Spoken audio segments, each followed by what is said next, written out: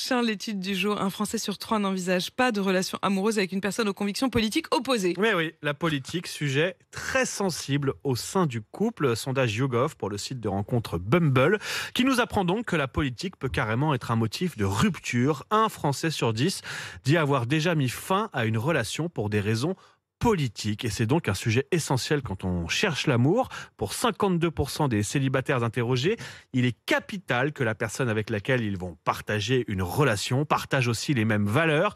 Résultat, pour éviter les mauvaises surprises, eh bien, un célibataire sur 2 explique que désormais, il aborde les sujets politiques dès le premier rendez-vous, au premier date. On pose la question, tu votes pour qui? Histoire d'éviter ensuite les déconvenus.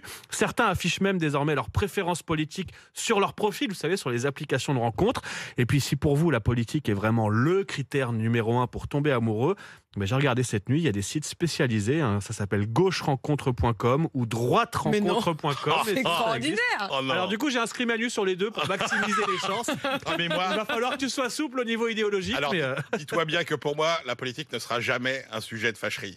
Ouais, je suis complètement d'accord avec vous, Emmanuel. Complètement. Et puis le problème, c'est que c'est un peu contradictoire avec notre étude du jour, Charles, où on dit que les Français ne s'intéressent pas tellement à cette campagne. Alors, comment ils vont faire? Mais c'est une question de valeur, etc. Imaginez un débat Zemmour-Mélenchon à la maison tous les soirs. Quand on n'est pas d'accord, ça peut donner des dîners. Oui, mais au animés. moins on ne s'ennuie pas, j'imagine. Moi, ce que je retiens, c'est que c'est le premier soir qu'il faut aborder tous les sujets qui fâchent, en fait. Voilà, c'est ça. Allez, on pure. Allez, on Tout pure. sur la table. Allez. Il est 6h27 dans un instant, la météo et le journal de 6h.